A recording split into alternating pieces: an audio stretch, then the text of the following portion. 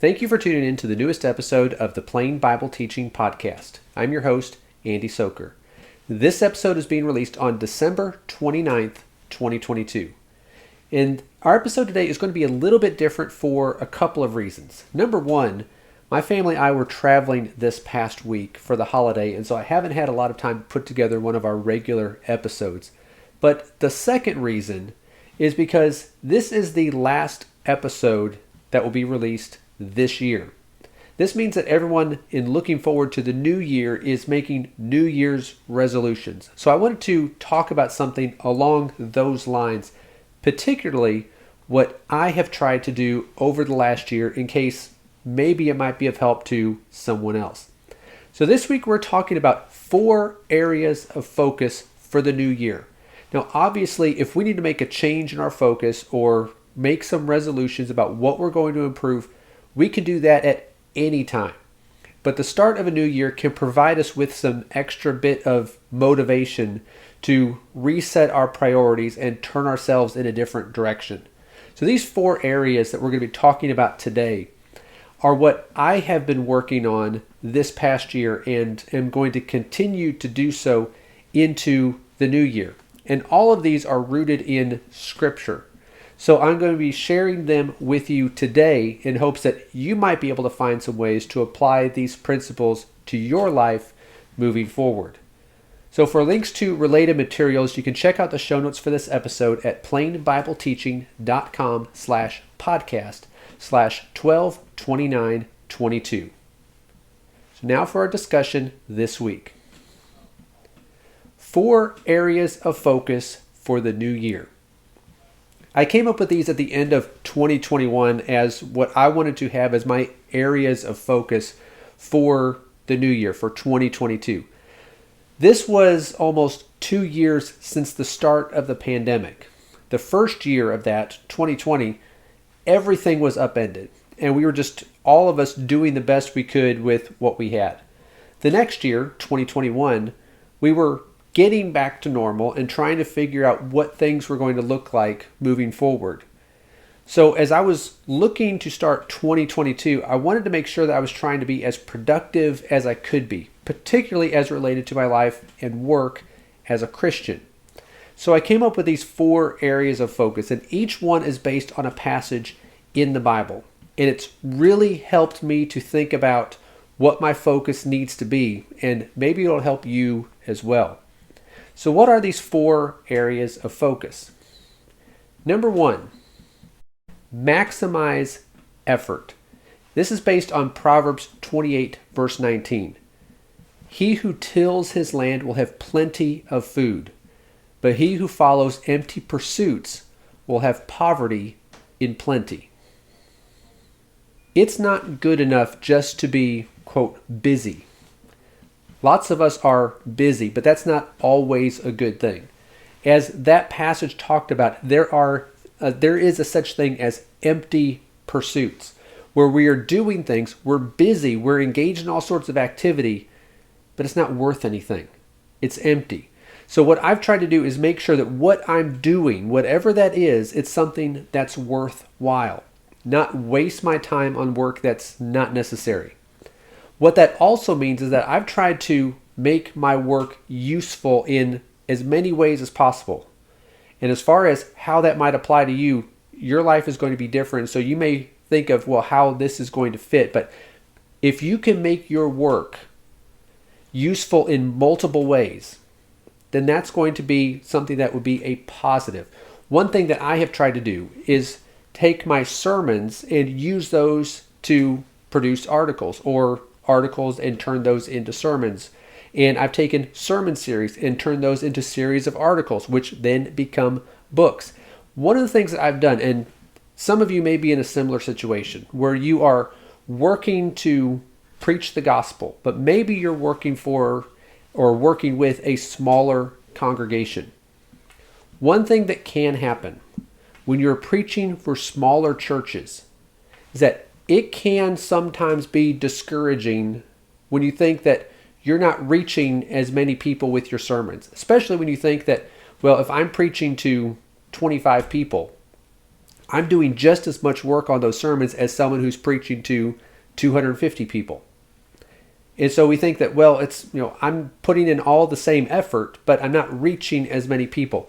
That's not the focus of where we need to be, but it is a temptation that's there. But one thing that I've tried to do to counteract that a little bit is to take that work and adapt it and use it for articles or videos or podcasts or things like that. So that way I can be reaching more people with that work that I've already done. So one of the things that I've tried to do, and I think there are different ways that we could do it in our lives, is maximize the work that you're doing. Make the most of what you are actually doing, and make sure what you're doing is something that is worthwhile.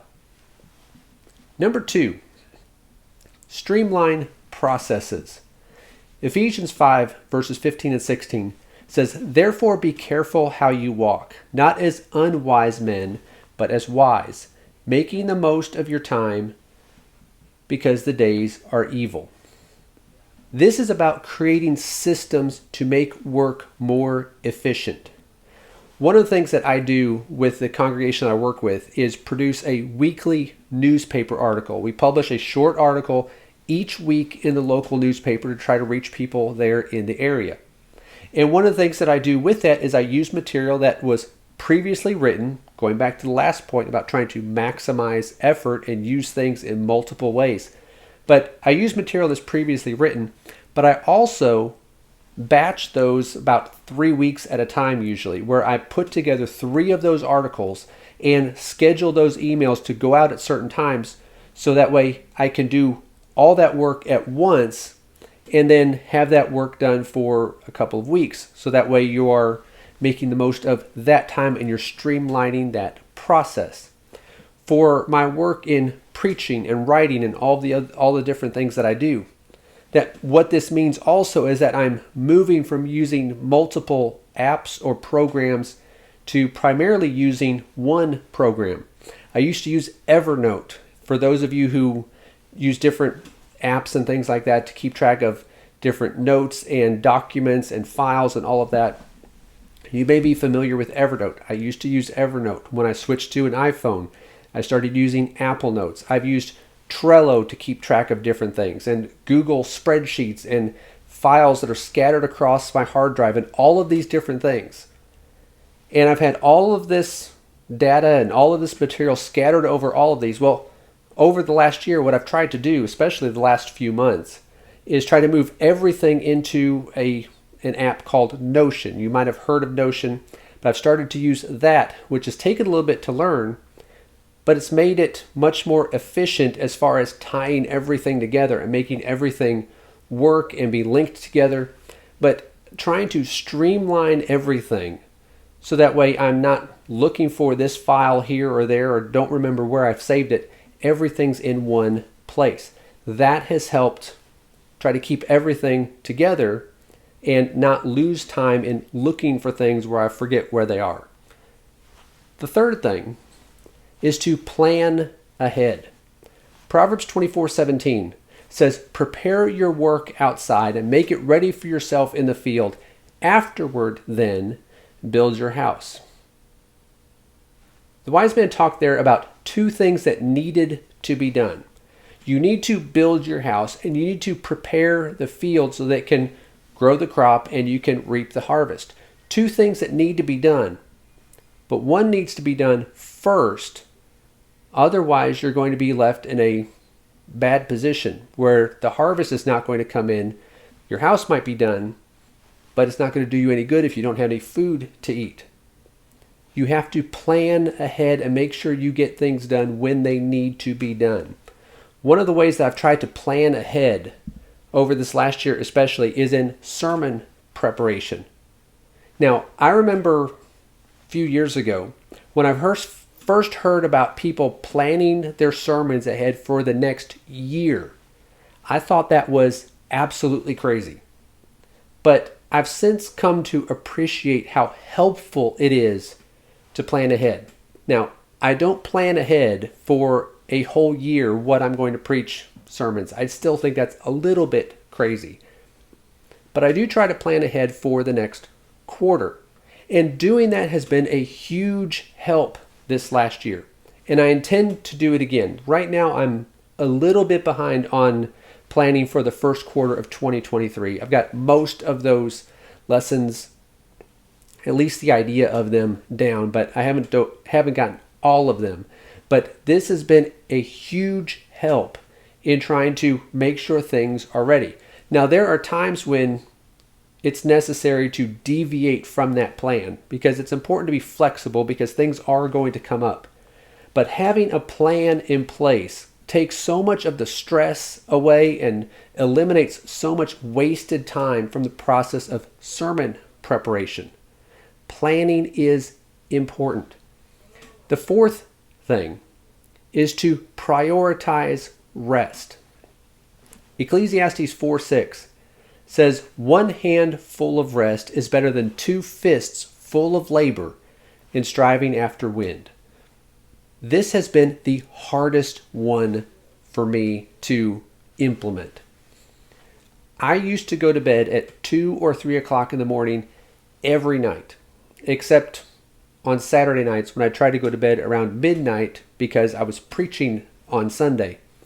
But I used to stay up way too late and trying to get as much done as I could. In terms of preaching, I went through a 9-year stretch in which there were only 2 Sundays that I didn't preach. Not 2 Sundays a year, but 2 Sundays during that 9-year stretch that I didn't preach. I don't say that to brag because that's nothing to brag about. It's not a good idea. It wasn't helpful for me, wasn't helpful for the congregation. It's not something that ought to be done. But I was doing way too much. And looking back, I definitely know I was doing too much, even if I didn't fully realize it at the time. Now, I'm still not good at taking days off, unless we're traveling like we were this past week. But even then, I still usually work a half hour or an hour or so a day, depending on what's going on. But I am trying to do better and have been doing better as far as going to bed at a more reasonable time and getting rest in that way. According to the habit tracker app that I've been using, which is another thing that's been a big help to me, I just hit 200 consecutive days of going to bed on time. That's not 2 a.m. or 3 a.m., but going to bed at a more reasonable time. So I still have a lot of room to improve, especially when it comes to actually taking a break or taking a day or two off, but I'm making progress. So in all of these that we've been talking about, I'm certainly still a work in progress. I haven't fully perfected any of these, and I'm a long way from it. But it has definitely helped me to focus on these things during the past year, and I'm planning to do it again and continue working on these into the new year. So whatever your plans are for the new year, whether you adopt these areas of focus or have something else that you have in mind that you think you need to improve, I hope that this new year is one of growth and improvement, especially as it relates to your spiritual well-being. Now, if you visit the show notes for this episode, I'll have some links to some articles and things like that that you can use that's related to the materials that we've talked about in our episode today. Also, I have linked in there a new book that I've just published, Resolutions for the New Year. This is a collection of articles that I've written over the years on basically what we're talking about here, resolutions and being productive and using our time wisely. And obviously, if you order that now, you're not going to get it in time for the start of the new year. But if you're interested in that, that is available. You can find the link in the show notes, along with some other articles that'll be there as well. But that's all for this week. Thanks for listening to the Plain Bible Teaching Podcast. I hope you found it to be interesting, informative, and helpful. For links to related materials that we've mentioned, you can visit the show notes for this episode at plainbibleteaching.com/podcast/122922. If you have a moment to rate and review the podcast or share it with others that you think would be interested, that is always appreciated. And if you're listening to this, remember that we are also uploading video versions of the podcast to the Plain Bible Teaching YouTube channel. So if you prefer the video to the audio, then that option is available to you. And if you're watching this on YouTube, please like and subscribe to the channel so you can see other videos as they come out. And if you see a news story or have some topic that you think would make for a good discussion, please send that to me at andy@plainbibleteaching.com. Thanks again for listening, and hope to talk to you again next week.